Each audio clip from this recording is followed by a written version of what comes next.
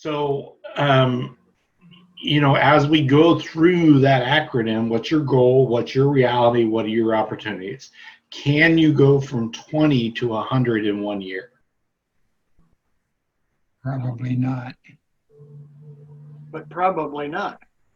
Okay, so that right there is not thinking big, right?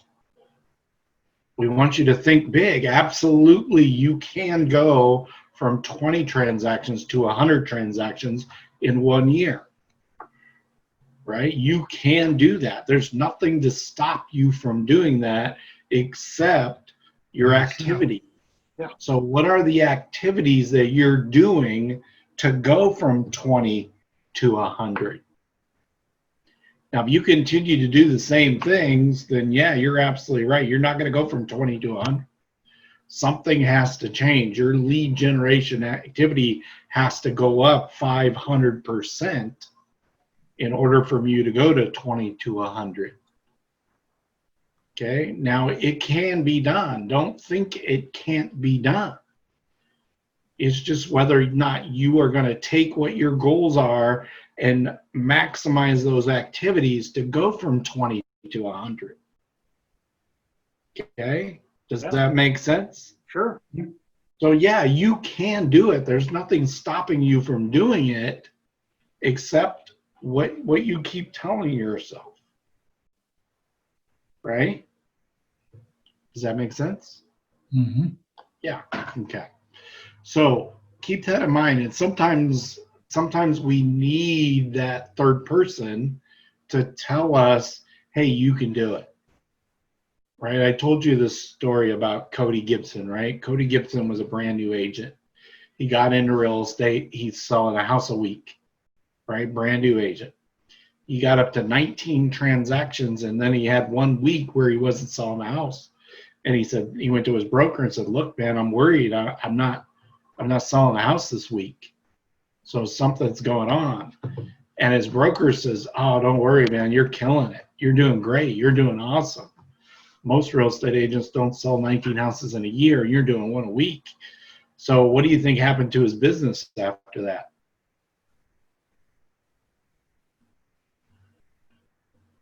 It tanked, right? Because he's like, hey, I'm good. I did 19. Nobody else is doing that. I'm freaking awesome. And I'm sure that's exactly what he told himself. He is that kind of guy.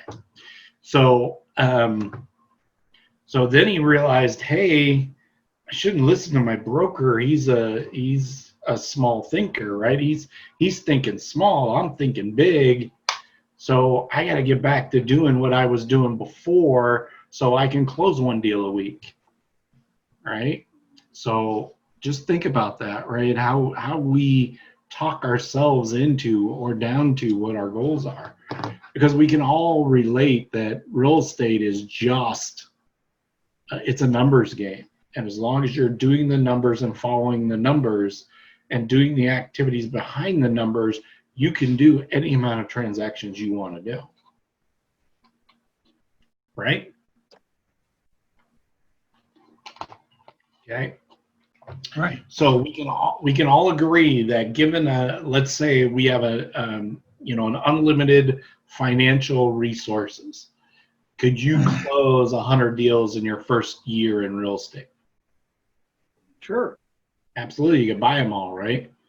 You can buy all the leads, you can advertise, you can do whatever you need to do to close 100 deals. So it can always be done. Is it the smart way to do it or not? That's a totally different conversation, right? So think about that, okay? So get out of your own way. Don't allow yourself to give you goals that you don't want to work for. So, or you don't want to do the activities, all right? It goes back to, we had an agent in the office and she did not want to work during the summer because she wanted to stay home with her kids. That's fine. That's great. I get it. I understand it. Set your goals accordingly. Do your activities accordingly, right? So you still got to do your lead generation during that time Because if not, once the kids go back to school, your business is going to be dead. So you got to do your lead gen during that time so you can build sales when they go, or have sales waiting for when they go back to work, right? So it's all about how you set it up and how you look at it. Now, how many of you guys have watched the Snowflake study? No. Workshop. Yeah. Can't hear you. You're not muted. I still can't hear you. Go ahead, say something. Showed it at the business workshop. Yeah, I showed it at the business workshop, right? So, okay, so do we need to see it again? Have all you guys seen it? Yeah, but it's good to see again. Okay. I know about it and studied it. Who's that? Yes. Oh, Ron. Paul, I missed your W on grow. What will you do? Goal, Hello? reality, opportunity, and what? What will you do? What will you do? Okay, thank you. Right?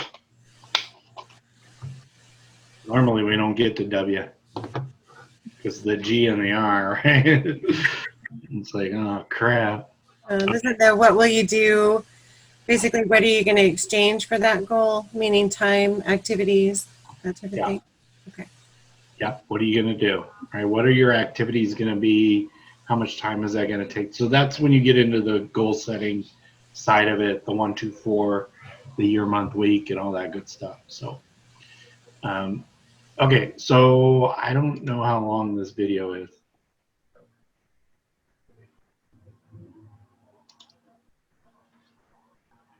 Because there's a couple of the videos that are in there with the snowflake that are a little long.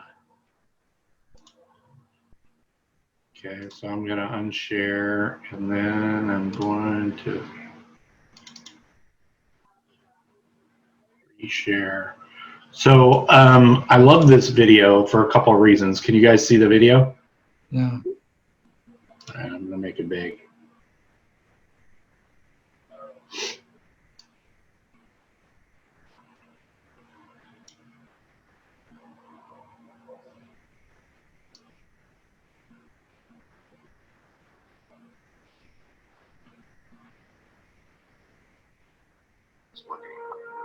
This next series of photographs are the work of Japanese researcher Mr.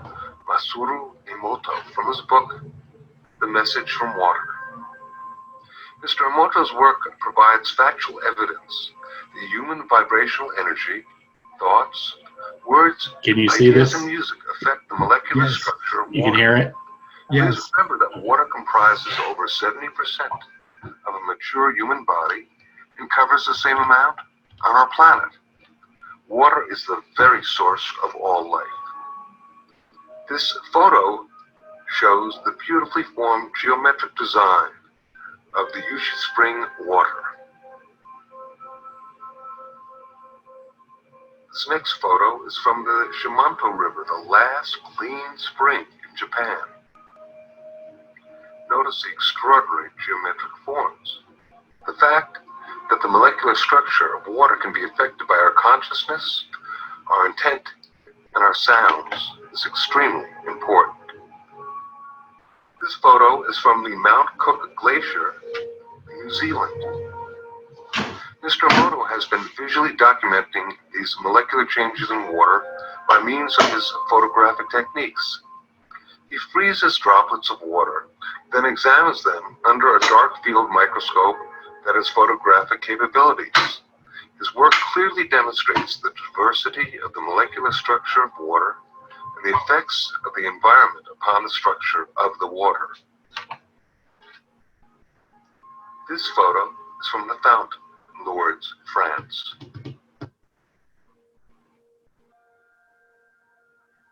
This photo is from contaminated water from the Yodo River in Japan. In this photo, we can compare the contaminated water with clean stream water. Look at the difference. Mr. Emoto decided to see what effects music would have upon the structure of water. He placed distilled water between two speakers for several hours while playing different music and then photographing the crystals that formed after the water was frozen. This photo is of water being exposed to Beethoven's Pastorale. This photo is the effect of Bach's air for the G string on the water.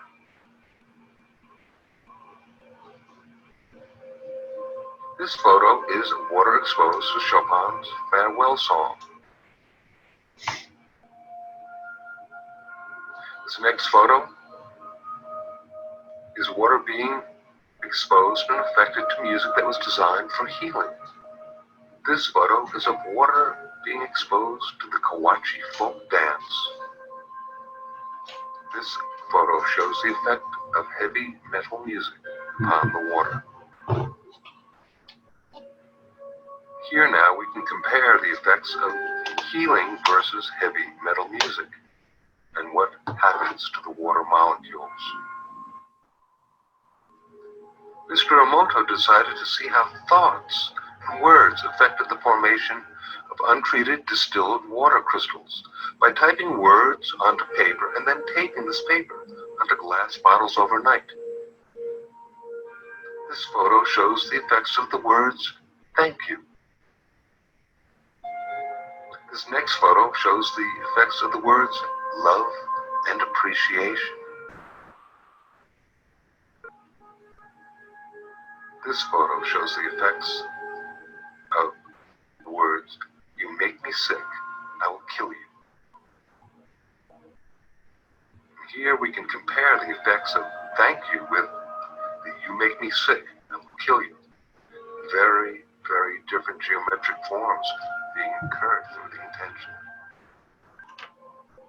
Now this photo is of a very polluted and toxic water from the Fujiwara Dam.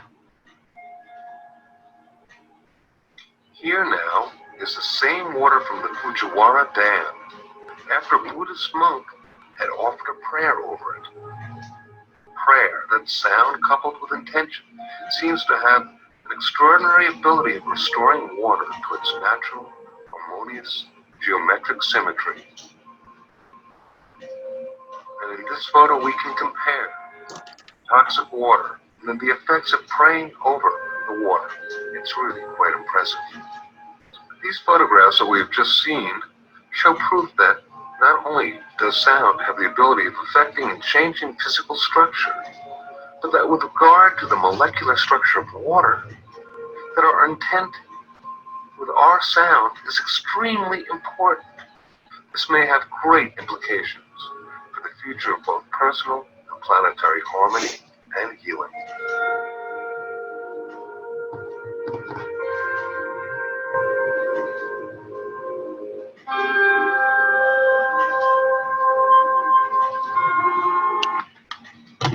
Interesting, right? Yeah, Yeah. very.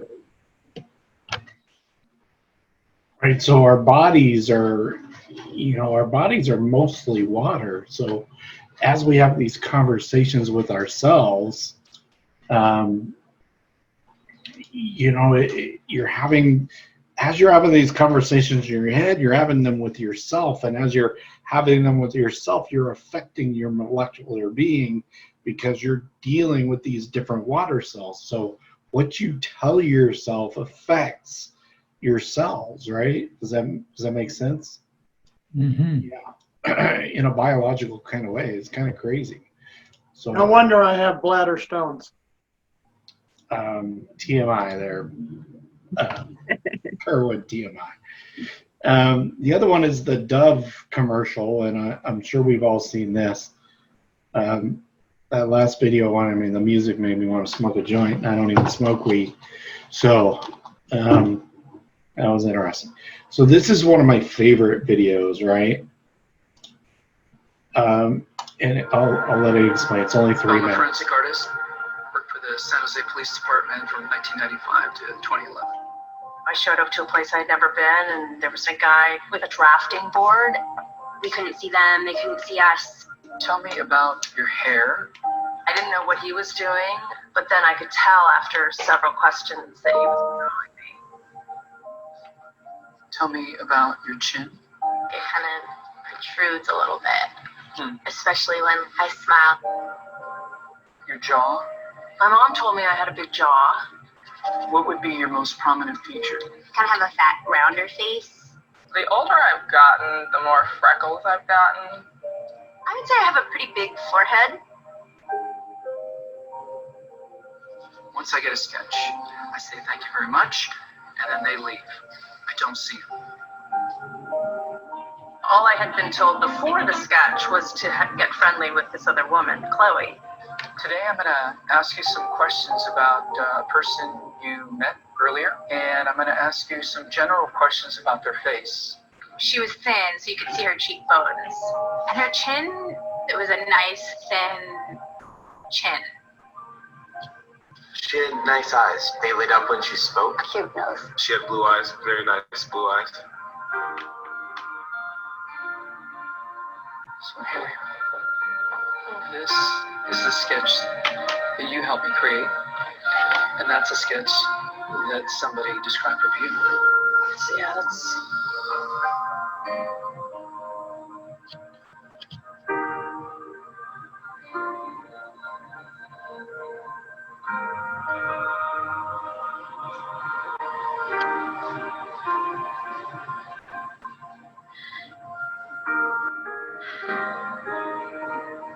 She looks closed off and fatter. Sadder, too. The second one looks more open, friendly, and happy. I should be more grateful of my natural beauty. It impacts the choices and the friends that we make, the jobs we apply for, how we treat our children. It impacts everything. Couldn't be more critical to your happiness. Do you think you're more beautiful than you say? Yeah. Yeah. We spend a lot of time as women analyzing and trying to fix the things that aren't quite right. And we should spend more time appreciating the things that we do like.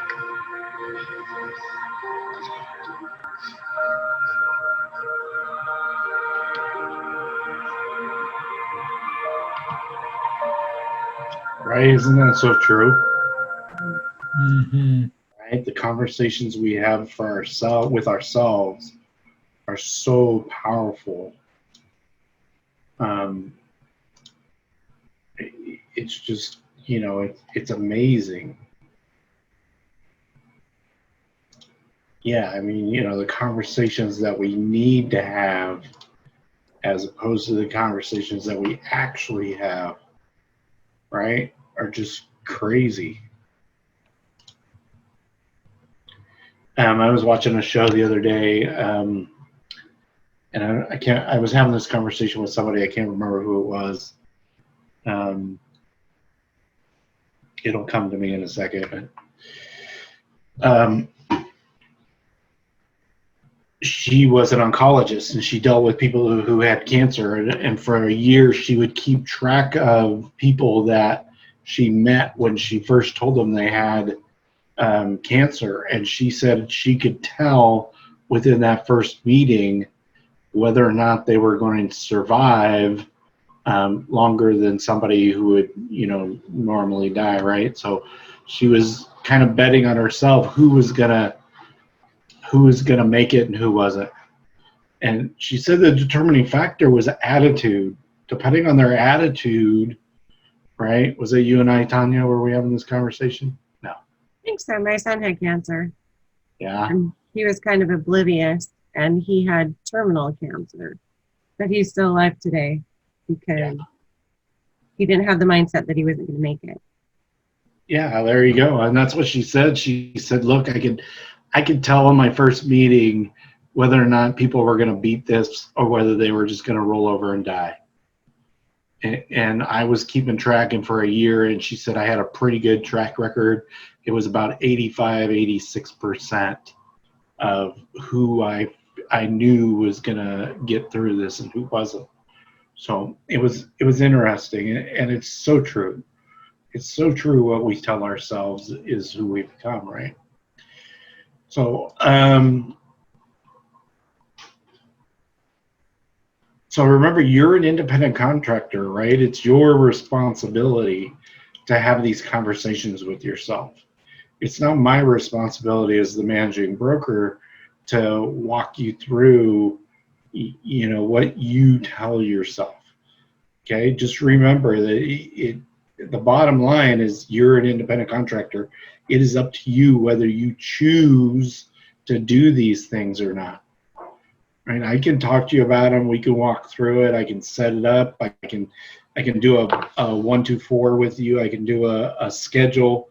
The bottom line is if you choose not to do it, you choose not to do it. So just remember that when you go back and you think about the snowflake and you think about the dove study and what are you telling yourself on a daily basis, right? Remember, garbage in equals garbage out. So whatever you bring in, you're just gonna regurgitate that and send it back out. Going back to Gino's cards, he was like, I'm not gonna let anybody talk negative to me. So if anybody comes up to me with a negative issue, I'm just gonna block it out and move on my way, right? I'm not gonna allow somebody else's negative energy to jump on top of me, okay? So, and I try to do that too when you guys call me with issues, right? I don't really get into the issue part of it, the emotional part of it, but I just go into the, okay, this is what we need to do. I mean, it is what it is. Let's just knock it out, right? Let's figure out what a solution is and go from there. So. All right, let's talk about goal setting. So let me give you a little background on myself and goal setting. So for those, most of you know, I used to own some Domino's pizza stores when I was much younger. And I started right out of high school. I went to college for a little bit. It was an hour-and-a-half commute every day to school. So it didn't work out for me. So I went to work for Domino's Pizza as a manager trainee.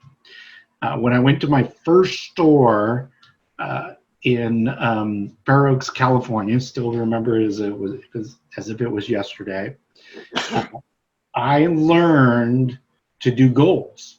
So if you went into my office, all the way around my office, my goal was to double my sales. If you went in my office, I had kept track of the sales for the last 2 years by every single day. So I knew on every single day of the year what the sales were for the last 2 years. Now, remember, this was back in the day. This was back in 1985 when cell phones were, this big, right? And computers were somewhere at home or in your office because they were this big, right? This was back in the day. So I had to do it by pencil. So my goal was always beat the last 2 years and to build the sales, double in sales, right? So I kind of did it that first store as far as the goals and the goal setting went, although I was doing it by accident. So when I took over the store, it was doing $2,500 a week. When I left, it was doing $7,000 a week, right? So definitely did that, did all the metrics and all that good stuff. And then I went to my next store. When I went to my next store, I had this manager trainee, and she told my boss I wasn't training her. So he made me come in on my day off and train her. Now, look, she'd been around longer than me. She knew what she was doing. She did all that. She was just trying to get me in trouble. So I came in the office. I sat down. I go, look, I'm bored. I got to be here all night. I don't need to train her. So I went next door and I bought a bunch of crayons. And what I did is I wrote down all of our goals on the walk-in. So if you think of a walk-in is where you keep your food and you walk in, and it's a big freezer. It was 10 by 12, and the the walls were 8 feet high. So I wrote my top 12 goals on this walk-in. And they were very simple. You know, back in the day, it was deliver every pizza in 30 minutes or less, because if not, you had to give them $3 off, or it was free. That's how long ago this was. You know, deliver every pizza is going to be a 10 or better, you know, on the rating scale, and so on and so forth. The last goal was we're going to complete Operation We Ate the Whole Thing. And the goal was simply to deliver one pizza to every single street in the city of Vacaville, California. Right? So every time a driver left, they would mark off the street. We had this huge map that we put on the wall, and they would mark it off, every single one, right? So our goal, every single street in the city. Now, what was cool about it is everybody saw the goals. They didn't have a choice. I mean, it was in crayon on this walk-in, right? I mean, you could not miss these goals, so we had to communicate them. So we did it in 30 days. So we said, well, this is our 30-day goal. One. So as we were marking them off, 3 weeks into it, we're like, okay, we delivered to 90% of the streets, which was shocking, right? It was really shocking for us. So I had about 25 people on the crew. Our goal was, and whenever we door knocked or door hung in California, we do it in the middle of the night, right? We do it at 1 o'clock in the morning, 2 o'clock in the morning. That way you could, you know, jump over people's hedges and, you know, run through their yards and not get in trouble, right? You know, if the dog barked, you were 2 houses down before somebody woke up. So what was cool was, this was all volunteer. We had all 25 employees showed up at 1 o'clock in the morning to go and door hang those remaining 10% of those streets. Everybody showed up, right? It was crazy the way that happened. And, you know, some of them are like, you'll never do it, you'll never make it, blah, blah, blah. So whatever. They still showed up. They still showed up to go door hanging. So at that point, I was so happy, I just said, bag it, we're not going to do it. And I bought a keg and we all got drunk. So it was kind of fun. It was a great team building activity. It was really, really kind of cool. So when I got to that store, it was doing $7,500 a week. When I left, it was doing around 12.5, somewhere in there. So, you know, we had a 75% increase in sales in less than 90 days. So then what happened was they sent me to another store, which was the store I actually started in. And when I got there, that store was doing $12,000 a week. You know, it was a pretty good store. It's one of the top stores in the state. So I said, okay, I'm going to take what I learned in the first 2 stores and I am going to apply it on this store. So we're going to try and be more proactive than do it by accident. So we set up goals. We had a team meeting. We wrote them on the wall. The place was brand spanking new, so we couldn't write it on the walk-in. I got in a little bit of trouble for doing that too. So we wrote all the goals on the wall on a piece of paper. And then we took everybody's time cards. So this tells you how long ago it was, right? We actually had time cards. And we put on there 20K, right? We're going to do 20K. So that was the goal, to do 20,000 a week in sales in this store. So, and then we wrote it in everybody's locker. We put it in the bathrooms. We put it in their cars. We put it in their banks. We used to give them $20 every day in their banks. So when they pulled out their money, it was in there. So everybody's subconscious mind was thinking about this 20K, right? So we went from 12 to 15, like instantly. I mean, it was quick. It was like 30 days, something like that. It took us a little bit longer to get to 20. I think it was about 65, 70 days. So just from that goal setting and setting up how we're going to achieve those goals and reminding everybody what the goals were every day, whether or not somebody wanted you to be successful, their subconscious mind was always thinking of 20K, 20K, 20K, 20K, right? They could not help themselves to not help you. They had to help you because their subconscious mind was telling them to help. So it's all about goal setting, setting your goals, setting proper goals, right? There's a proper way to do it. We're going to talk about that in a second. So there's a proper way to do it. And then just going after those goals. So I learned my lesson, right? Now remember, I was 20 years old when this happened. So I was fairly young.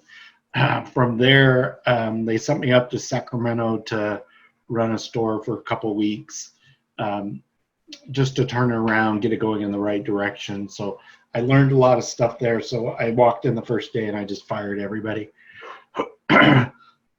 Right? Can you imagine this 20-year-old punk coming in and thinking he knew everything, right? Oh, I'm sorry, what's your name? Jimmy? Jimmy, you're fired. All right, and then just going right down the list. So we fired everybody, and then we re-interviewed everybody to make sure that, hey, you got to help. If you're going to work here, you're going to help us with our goals, and here's what our goals are. So if not, then we don't want you. So I just got into it a little bit quicker. So from there, I went and I ran 9 Domino's Pizza stores. Remember, again, I was 20 years old. And then from there, I went to go run 6 stores, and then I moved around a lot. I got sent to Alaska to fix Alaska. I got sent to Hawaii to fix Hawaii. And then I came back, and I think I was, I want to say so I was the youngest area supervisor in the entire country. There was nobody, we'd go to supervisor meetings, and all the other supervisors would go to the bar, and I'd have to sit outside and, just watch them drink, because I couldn't drink. I wasn't 21 yet. So what they do is they put me in a suit and tie, and then they would they'd all walk around me, like the penguins, you see on the Penguin show, so they could sneak me into the bar. It was kind of funny. Anyway, so that's the power of goals, and that is the power of goal setting. So if you're going to follow that, with that goal setting in mind, you can't not succeed. Does that make sense? I mean, if you do the activities, if you set the goal and you follow those goals, you will be successful. There's no way for you not to be, right? So, you awake, bud? Yep. We put you asleep with that story? Nope. Okay. All right. Every word. Okay, so one of the things that I learned a long time ago was SMART goals, okay? So SMART is an acronym for specific. So all of your goals have to be specific, okay? You cannot set a fuzzy goal. So when you say to me, I would like to do at least 20 transactions, that is a fuzzy goal, okay? Because if you'd like to do it and you're already telling yourself you'd like to do it, you're probably not going to do it, right? So the goal has to be, I will close 24 transactions, okay? So it's got to be specific. The mind loves specifics. So the more specific you are with the goal, the more your mind doesn't have to figure it out. Okay, your goal has to be measurable. So what I mean by that is it has to have a quantitative value. And that quantitative value, again, goes back to the specifics, right? So my goal is to close 24 transactions. If you tell me I want to close between 20 and 24, that's not going to work, right? Or if you say I want to do more transactions than I did last year, well, that's not going to work either. You have to be specific, and it has to be measurable, right? So why do we want it to be measurable? So you can look at it. So you can realize that you're making your goal, that you're staying on your goal. right? So you know you're on track, right? So if you're on track and you're following that goal, if you don't have a numeric value attached to that, then you don't know if you're off track or not. It's like a pilot, right? A pilot goes from point A to point B. All throughout that, they look at the compass, they look at the GPS to see if they're on track, right? If you're off by 0.5% or half a degree when you're a pilot and you're going 500 miles away, by the end of that, you could be off by 30 miles. Okay, so just think about that. The next one is attainable. It has to be attainable. So it has to be a goal that you're going to achieve, right? So, you know, if you're doing 20 transactions and your goal is to do 100, you know, is that attainable? Yeah, it can be, although the activities have to go along with it, right? So is it attainable? So we're going to have that conversation, right? If you walk in and say, hey, I want to close 100 deals, I'm going to say, hey, you closing a plat? What's going on? Right? What is going to change with that? I'm not a dream killer. So I'm not a goal killer. If your goal is to do 100 deals and you walk into my office, that's fine. We're going to sit down and plan out how to do 100 transactions.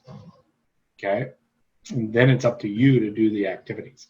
Okay, your goals have to be relevant. So each goal you write out and each thing you're going to do to reach that goal has to be relevant. And the bottom line is it has to be time-based. If it's not time-based, then it can go on forever, right? So I want to close 24 transactions. Well, okay, great. You got the rest of your life to do it. All right, makes sense?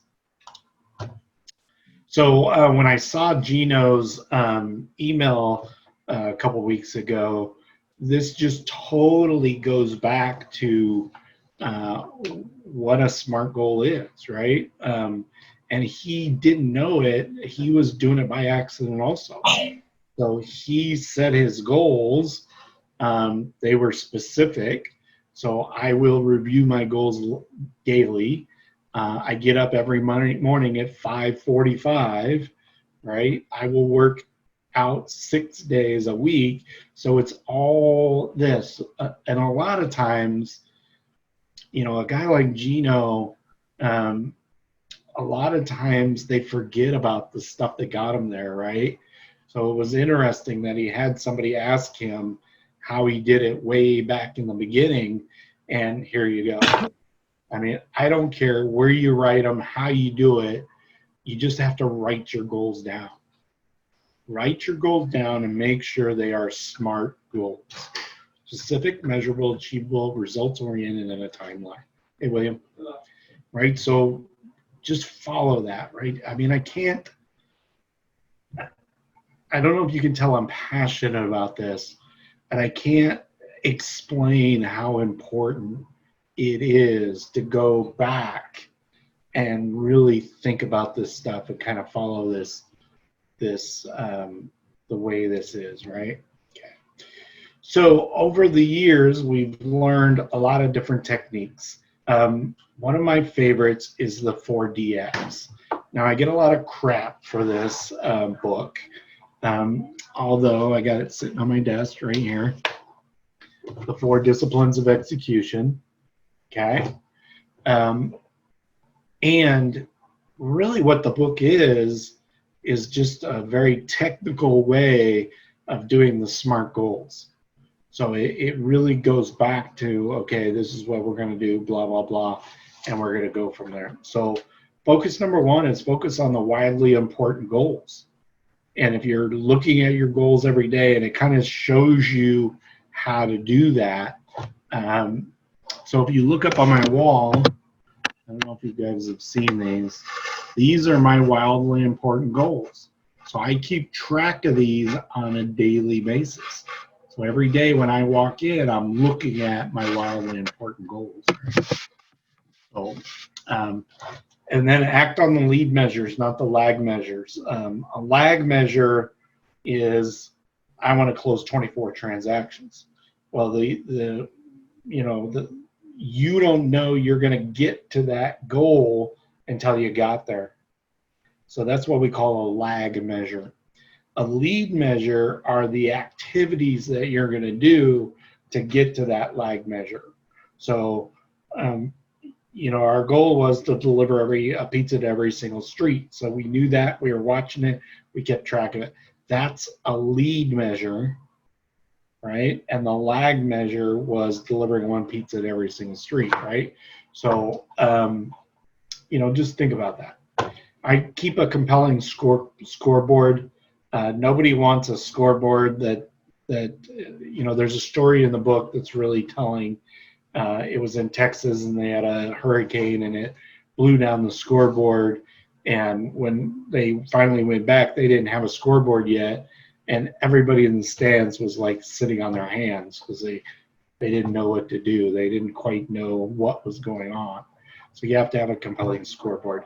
And then create a cadence of accountability. So, for example, all the branch managers, we meet once a week and we talk about what we're going to do for recruiting. So we go, and it's very simple.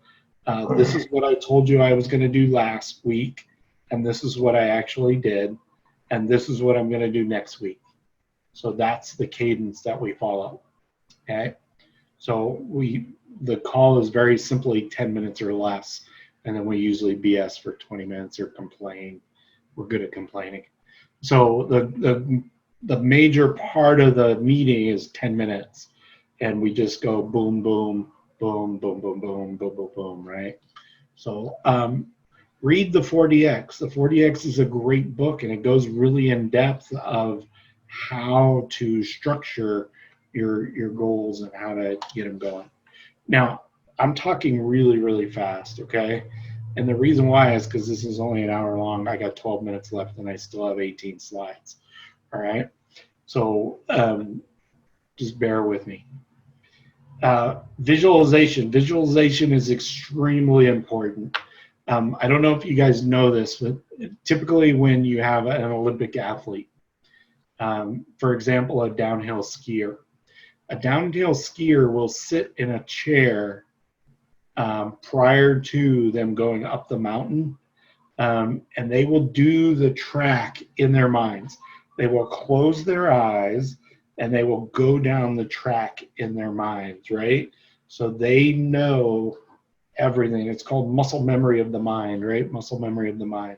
So they know in their mind they've already run this track 100 times, right? It's like a Formula One racer, same thing. They'll run that track 1,000,000 times in their heads before they actually do it.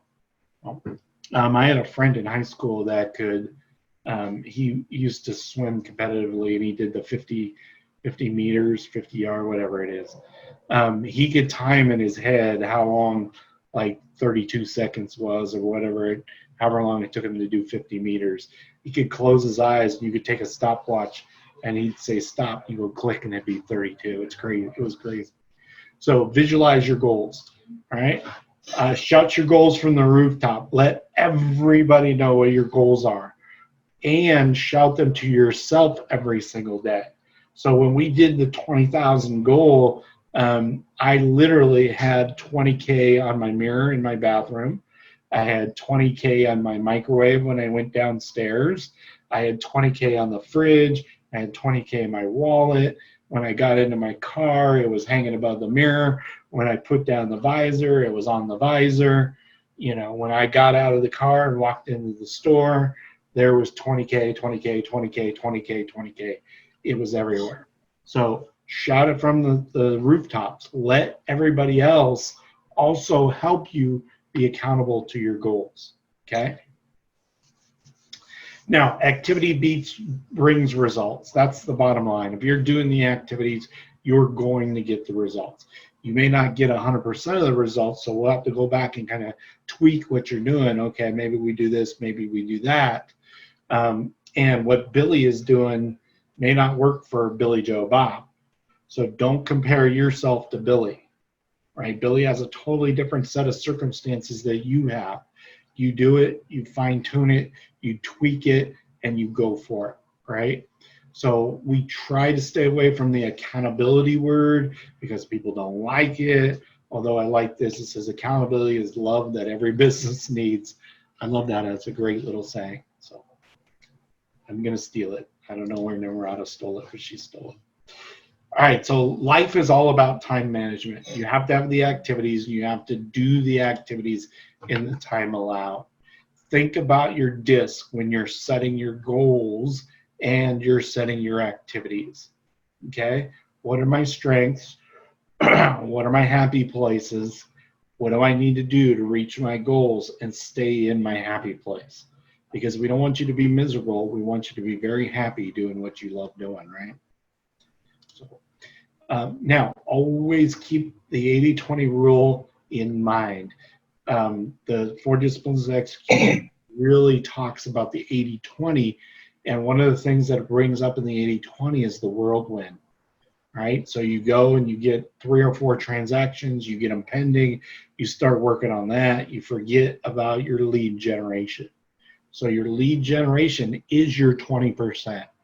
Everything else is the 80%. Okay, feeding your kids, 20%, right? So feeding them is the 20%, feeding your dogs, your cats, whatever, 20%, okay? Don't get caught up in the whirlwind, right? One of the things that I always used when I was, I always want to say when I was growing up, right? Is I use the ABC method. So for example, everything in this quadrant is what we call an A task. So it's critical, you got to do it now, right? It's crucial. It's crucial, it's very important, and it's time sensitive. So if it's important and time sensitive, that makes it an A criteria. Okay? Now, if it's not critical and it has to be done right now, then it's called a B criteria. Okay? If it's crucial yet it's not time sensitive, then that would be in the C category. All right? So for example, let me write this in here so you can kind of, so this is an A category. Okay? This is a B category, and this is a C category. Now, if it's something I can do later and it's not crucial, don't even freaking worry about it. Right? Put it on the list. It's called a D category. Eventually that D will make it up to the B's or C's, and it may even be an A. But while it's a D, if it's not crucial and it's not time sensitive, don't worry about it. Okay? So one of the other things that we want to do is, so there's only so much time in any given day, right? So we have our circle. Now, we want to spend half of our time on our A categories because 1, they're crucial, and 2, they're time sensitive. The other time has to be spent on our B's and our C's. So for every hour, let's say I plan on working 3 hours to get my to-do list done. For an hour and a half of that, I'm going to work on nothing but A category. So they're highly critical and they got to be done right now. Okay? Now, I have to set 15 minutes aside for my B's, because if I don't do my B's, what happens? They become A's, right? Yes, yeah. So I always need to work on my B's, so set 15 minutes aside of every hour to work on my B's.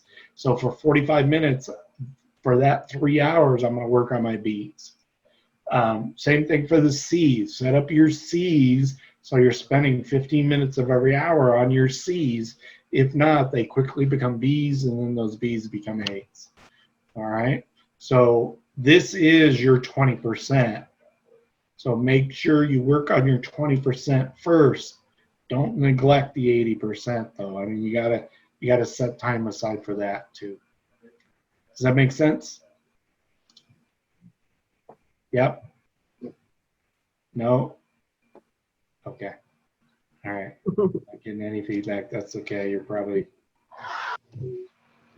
watching the Kardashians or something.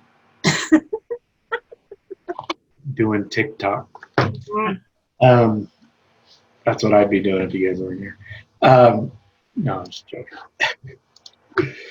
All right, so plan your calendar. Following a schedule is the key to real estate. If you can follow a schedule in real estate, you will be just fine. If you don't follow a schedule, you're struggling to follow a schedule, that's when people get to not reaching their goals, right? Time block, follow a schedule. Color code your schedule so you know what activities you're doing. Lead generation is always in green because that brings you the money. If you erase your lead gen, you must replace, right? There's no getting rid of green. You have to do the green. And there's a book out there that says, it's called Eat the Toad First. So take the ugliest, worst tasting activity and just get it over with, right? Do it first thing in the morning, put it on your schedule first thing in the morning, get it out of the way so the rest of the day you're not stressed about eating toads, okay? Now, track your numbers, track your numbers, track your numbers, track your numbers. Damn it. Okay, so I don't care what system you use. There's two really good systems out there. Buffini is one, CTE is the other one. If you want to learn about CTE, let me know. I don't know a lot about Buffini, although I know it's very structured and it has some accountability to it. CTE is nothing but accountability. It's a great piece of software that will really help you keep track of your numbers. Keep track of your goals. Use the 40X to do your WIG boards. Your WIG boards, again, are your wildly important goal boards. So that focuses you on your 20%, focuses on your lead activities that will get you to your lag activities. Okay, does that make sense? So these are just examples of different things. This first one is a WIG board. So the rule of a WIG board is I have to look at it within 5 seconds. I need to be able to determine whether or not I'm on goal or not. Okay. The CTE is based on the 4DX. So when you do the CTE, it's automatically set up to do 4DX. So you'll see all the categories are color coded. You can look, and if you see all green, you're good to go. If you don't see green, then you got an issue. And then here's, is this Buffini? Yeah. So this is Buffini, and it just kind of the same concept, right? Green is good, red is bad, nothing is even worse. All right. Make sense? Okay.